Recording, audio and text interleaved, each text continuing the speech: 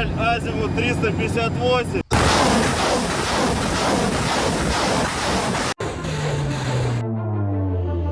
Tribuners, dunia saat ini sedang tidak baik-baik saja. Perang Ukraina sudah memasuki tahun ketiga.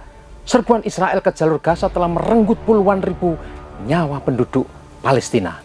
Kehancuran fisik serta hilangnya nyawa manusia di berbagai medan konflik dunia telah mencapai jumlah yang sangat menyedihkan.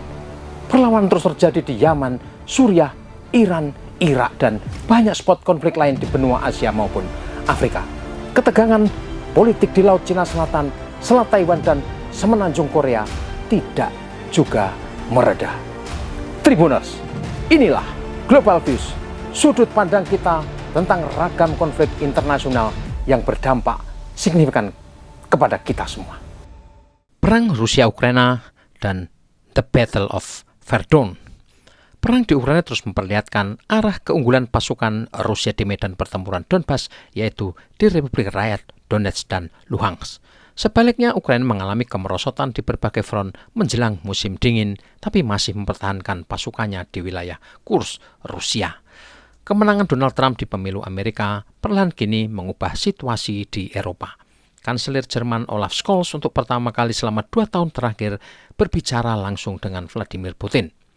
Pembicaraan Scholz dan Putin belum diketahui rinciannya, namun pemimpin Jerman itu agaknya berinisiatif mencairkan kebekuan antara Moskow dan Berlin yang sebelum perang sangat mesra. Secara kepentingan domestik, Scholz juga mungkin menghubungi Putin karena ingin mengurangi tekanan menyusul runtuhnya koalisi pemerintahan yang dipimpinnya. Scholz ditinggalkan rekan koalisinya, Menteri Keuangan Jerman, gara-gara perbedaan pendapat menyangkut pencairan bantuan untuk Ukraina. Sementara perkembangan signifikan di Ukraina dalam sepekan terakhir ditandai serangan masif rudal dan drone tempur Rusia ke kota pelabuhan penting Odessa. Pasukan Rusia menghancurkan gudang logistik militer serta merusak jaringan kereta api yang menghubungkan Odessa ke Rumania. Ini adalah jalur utama masuknya aneka bantuan barat ke Ukraina, termasuk amunisi dan persenjataan dari NATO lewat Bukares, Rumania. Di wilayah Donbas, pasukan Rusia sukses menguasai permukiman Makarovka dan Leninskoye. Unit-unit kelompok pasukan Vostok maju dan berhasil mendorong pasukan Ukraina mundur dari wilayah Makarovka di Donetsk. Sementara kelompok tempur Center telah menguasai permukiman Leninskoye di Republik Rakyat Luhansk. Kementerian Pertahanan Rusia memperkirakan Ukraina telah kehilangan sekitar 500 tentaranya di 2 wilayah itu. Kemajuan yang diperoleh pasukan Rusia di Donbas memang terlihat cukup signifikan di bulan-bulan terakhir, tapi tahun lalu mereka melewati perjalanan sangat-sangat berat. Mengapa perang Rusia-Ukraina terlihat sangat sengit tapi lambat, walaupun Ukraina secara militer jauh di bawah Rusia? Apa yang sesungguhnya terjadi di garis depan pertempuran? Kali ini kita akan mengulas apa yang sesungguhnya terjadi di garis depan peperangan, apa faktor-faktor kunci yang mengubah situasi dan mempengaruhi kecepatan pasukan Rusia. Dalam hitungan minggu, musim dingin akan mencapai puncaknya di Eropa dan banyak pihak khawatir peperangan di Ukraina akan berubah menjadi sangat mematikan. Operasi militer bagi kedua belah pihak akan menjadi semakin sulit dan berbahaya karena medan berlumpur, hujan air maupun salju akan menghambat segalanya. Kilas balik ke sepanjang tahun hingga akhir 2023, situasi di garis depan menyerupai perang parit masa Perang Dunia Pertama. Bedanya kali ini ada banyak teknologi canggih abad ke-21 yang membantu menolongnya. Seorang perwira Rusia menggambarkan pertempuran itu sebagai parodi The Battle of Verdun atau pertempuran Verdun. Pertempuran Verdun di Prancis adalah perang berkepanjangan antara Nazi Jerman dan tentara Prancis dengan tingkat korban yang sangat tinggi dan perolehan teritorial yang sangat minimal. Hal serupa kini terjadi di perang Ukraina. Peralatan pengintaian yang canggih dan kehadiran pesawat nirawak yang sangat banyak di medan perang membuat sekumpulan pasukan besar mudah sekali dideteksi. Bahkan ketika unit mekanis besar dibentuk, mereka dengan cepat tersinggir karena kendaraan pengangkut dan lapis baja mudah menjadi sasaran dan dihancurkan. Tank bahkan telah mengambil peran sebagai perangkat artileri bergerak yang menembak dari posisi tersembunyi karena semua formasi lapis baja diserang dengan kejam. Dalam kondisi seperti itu, infanteri sekali lagi menjadi pusat perhatian. Kelompok penyerang kecil didukung artileri, pesawat nirawak, dan unit perang elektronik seringkali mengalami kerugian yang mengerikan, tapi secara paradoks terbukti paling tidak rentan terhadap tembakan musuh. Sementara itu, perangkat mortir jarak jauh dan serangan pesawat nirawak kamikaze telah membuat logistik di garis depan semakin sulit. Akibatnya, pertempuran menjadi terdesentralisasi. Unit infanteri kecil melakukan serangan dengan beberapa kelompok lapis baja atau bahkan kendaraan tempur dan pesawat nirawak individu. Logistik garis depan dan evakuasi tentara yang terluka seringkali dilakukan oleh beberapa kendaraan, kadang-kadang bahkan sepeda motor atau ATV yang dengan cepat bermanuver di bawah tembakan. Bahkan, evakuasi dan pengiriman logistik kadang dilakukan tentara individu yang umum dikenal sebagai keledai.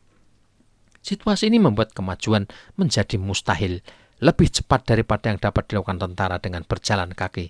Upaya melakukan operasi mirip dengan yang dilakukan pada Perang Dunia Kedua atau yang terlihat selama konflik Arab-Israel tidak menghasilkan apa-apa selain kerugian besar peralatan. Meskipun demikian, beradaptasi dengan realitas garis depan baru ini sepanjang tahun 2024, pasukan Rusia telah maju dengan percaya diri, tidak hanya memperoleh keuntungan teritorial yang cepat, tetapi stabil. Pada tingkat strategis, komando Rusia juga dipaksa untuk menilai kembali doktrin yang ada. Pada akhir tahun 2023, tentara Rusia melancarkan serangan terhadap kota Avdiivka. Rencana operasinya jelas karena permukiman itu sebagian dikepung. Serangan dikoordinasikan dengan cara klasik, yaitu dua kelompok sayap mengepung kota dalam upaya untuk mengepung sepenuhnya. Operasi itu dipersiapkan dengan baik dan didukung oleh rentetan tembakan, namun pertempuran itu berlangsung selama berbulan-bulan yang mengakibatkan banyak korban di kedua belah pihak. Upaya yang mahal itu mendorong Rusia untuk mengevaluasi kembali strategi keseluruhannya, mengalihkan fokusnya ke serangan paralel di sepanjang garis depan yang panjang.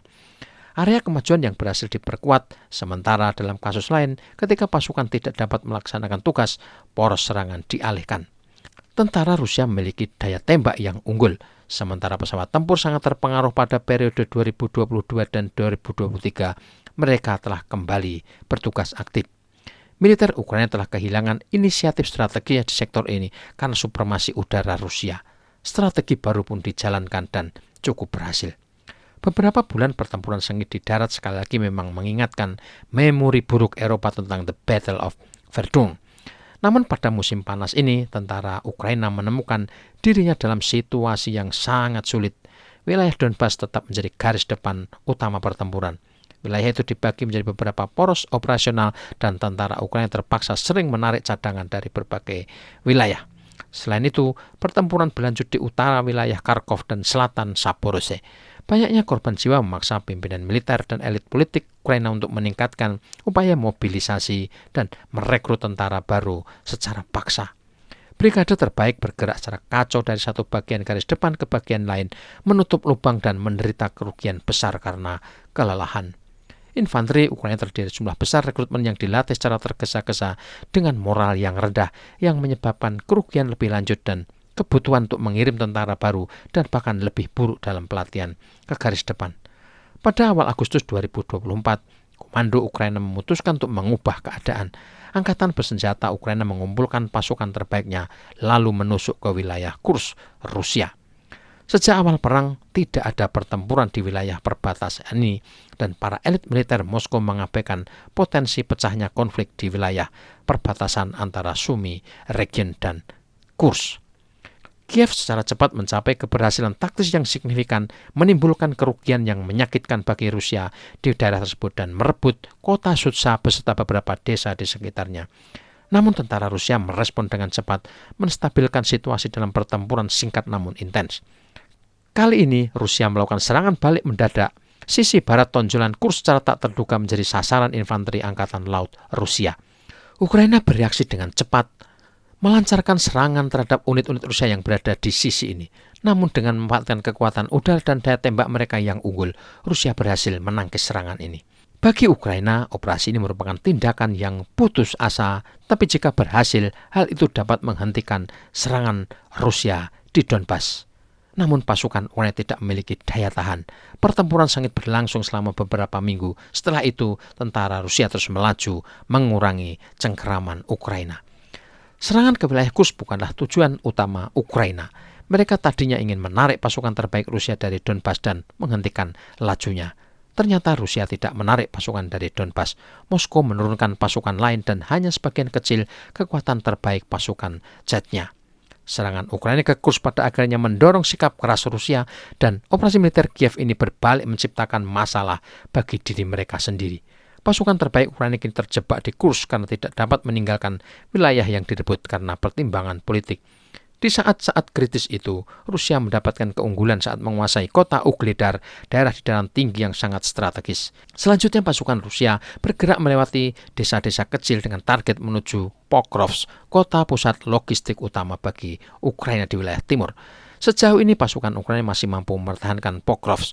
Kejatuhan Pokrovsk diperkirakan akan menandai seluruh keruntuhan Ukraina di wilayah Donbas. Problem terbesar Ukraina saat ini adalah seretnya pasukan persenjataan, rendahnya moral tempur tentara, dan kelelahan luar biasa pasukan di garis depan yang tidak tergantikan selama berbulan-bulan. Desersi menjadi pilihan gampang kelompok-kelompok tentara yang tak punya motivasi tinggi saat dikirim ke garis depan pertempuran. Tribuners, pemimpin Ukraina Volodymyr Zelensky masih berharap perang melawan Rusia akan berlanjut dengan dukungan negara-negara NATO. Zelensky menegaskan Ukraina bersedia mengakhiri perang dengan syarat tidak kehilangan 1 cm pun teritori mereka ke tangan Rusia. Ini sebuah keinginan yang nyaris mustahil ketika wilayah Donbas telah menyatakan diri bergabung ke Federasi Rusia. Pendulum kemenangan kini berpihak ke Rusia. Moskow mendapatkan keunggulan taktis dan strategis melawan Ukraina yang didukung penuh NATO. Industri militer Korea Utara dan Iran terbukti efektif menolong Rusia dari gangguan stok persenjataan akibat intensifnya pertempuran. Sebaliknya, Ukraina semakin lemah karena lambatnya arus bantuan dana, amunisi maupun senjata dari Barat. Kemenangan Donald Trump dan kembali tokoh eksentrik ini ke Gedung Putih mulai 20 Januari 2025 sudah pasti akan mengubah peta peperangan. Zelensky seharusnya mengubah cara pandang dan menerima realitas baru konflik yang tidak mungkin dihindarinya.